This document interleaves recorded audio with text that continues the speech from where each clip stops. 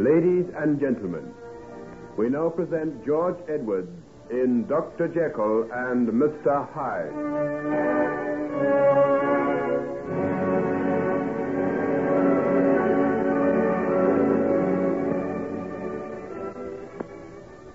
Henry, have you told Margaret this? I said something about it this afternoon. No wonder the poor girl was upset.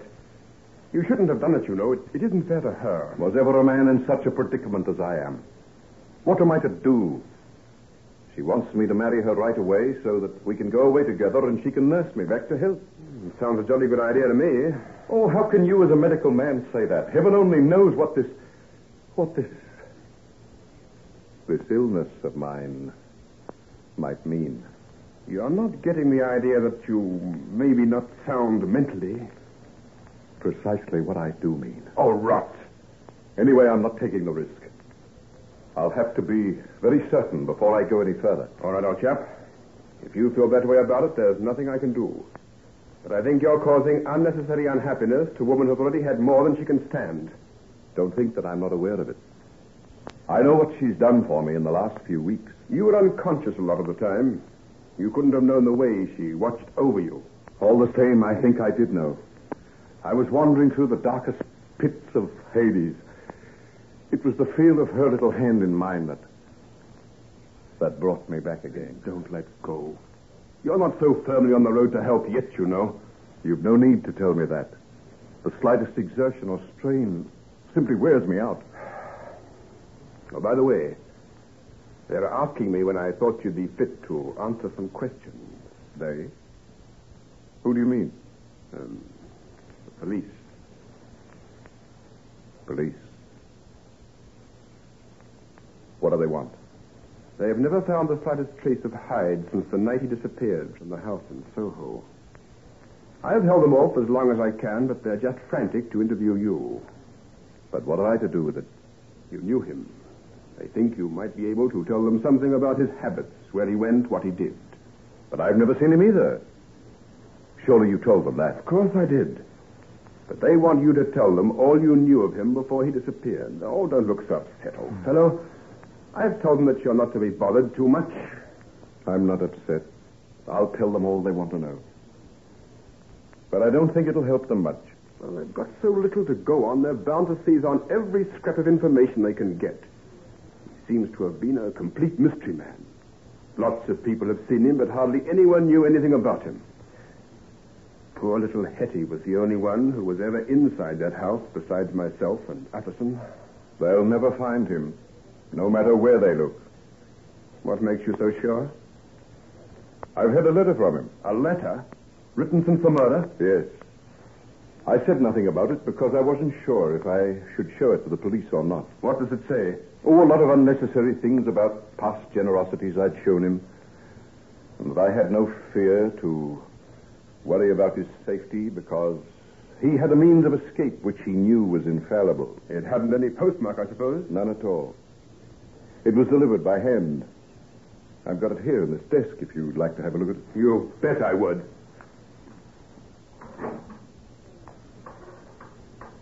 Here you are. Tell me if you think I ought to hand it over. What curious handwriting. Yes, he's left-handed. When did this come? Not when you were ill, surely. No, about 2 days ago. Then he's still in London. The fellow must be mad. He's such a horrible-looking creature. He's bound to be recognized at once. Well, I guess he knows what he's up to. If he says he has a safe hiding place, isn't that enough? Oh, sure. Well, let's forget the gentleman. Even the mention of his name seems to upset you. But what shall I do with the letter? If you like, I'll take it along to police headquarters. I think you'd be foolish to keep it from them. All right. Do as you think best. And tell them they can come along and see me when they like. I'll give what help I can. Good. I'll call in there on my way home. Oh, don't get up. Paul let me out. Hugh, I'd like you to be here when they come. You mean the police? Of course I will. I'm your medical advisor, and you can rely on me to see they don't take too much out of you. Now, don't let it worry you.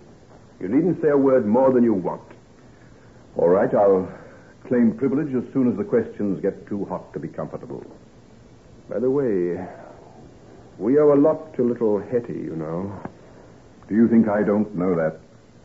We both of us have been out of the BMA by now, if she had told what she knew. I went out to her grave on Sunday. It was covered with flowers. Was it? If you sent them, Henry, make quite certain there's nothing to show who they came from. You can't afford to be connected with her in any way.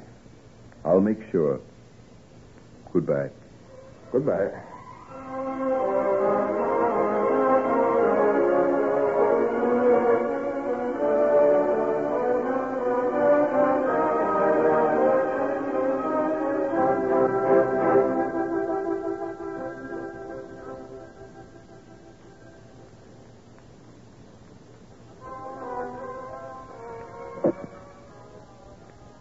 Well, Poole, your master's getting on splendidly, isn't he? Indeed he is, Dr. Lanyon, sir. Getting his appetite back and more his usual self. Oh, by the way, there was a letter handed in for him during the last 2 days. What was the messenger like? A letter, sir? Yes. I have it here. No letter like that was handed in that I know of, Dr. Lanyon. Are you sure? Quite sure, sir. Nothing has come except by post and only circulars at that. Could anybody else have taken it in? No, sir. Maud, the parlor maid, is away sick, and I've been answering the door myself. Oh, well, there must be some mistake. Goodbye, Poole. Goodbye, Dr. Lanyon, sir.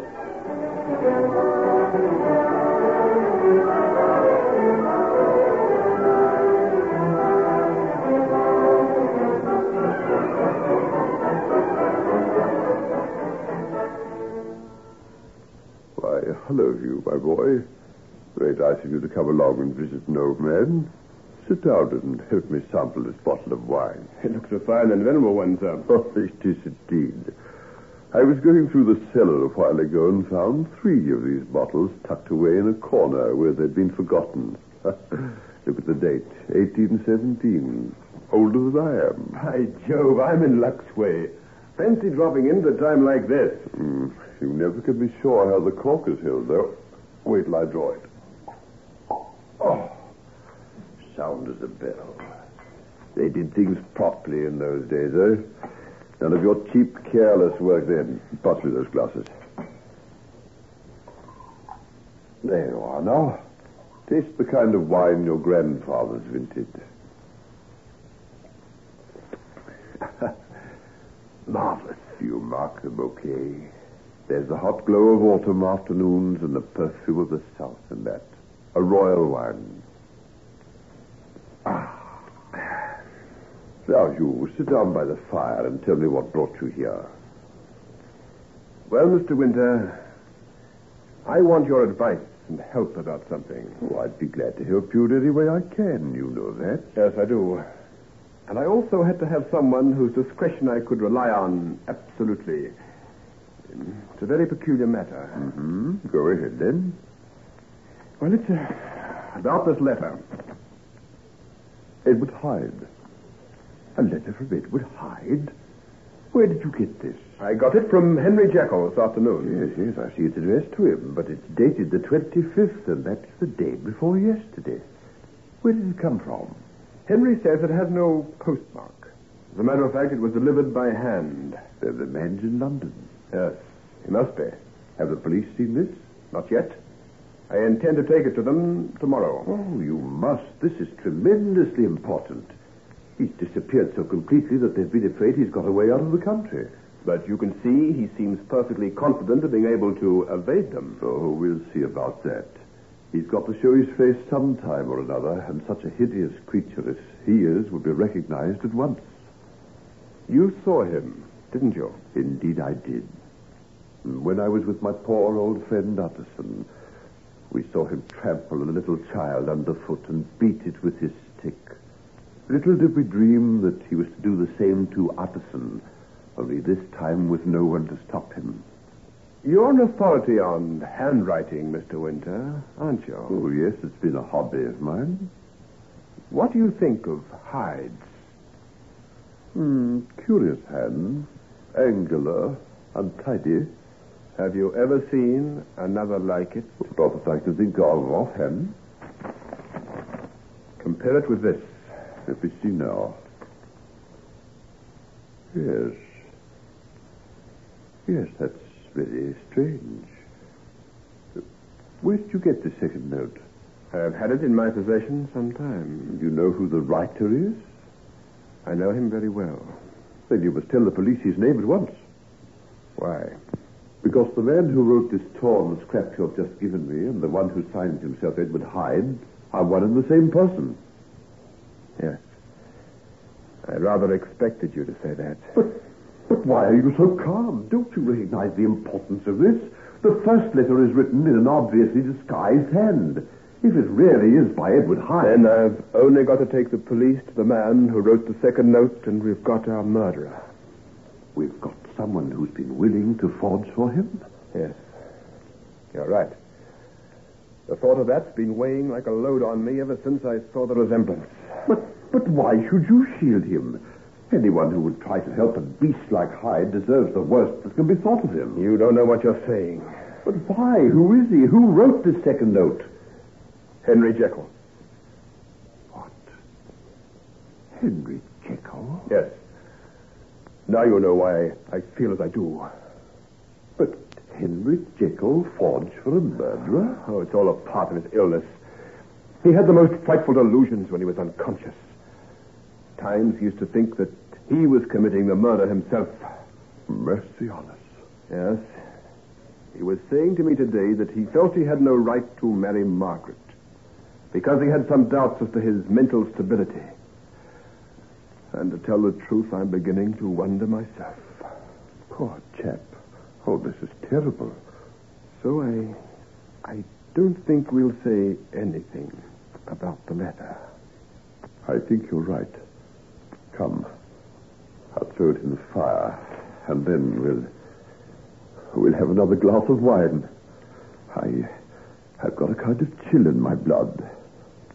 Poor Henry. Poor Margaret.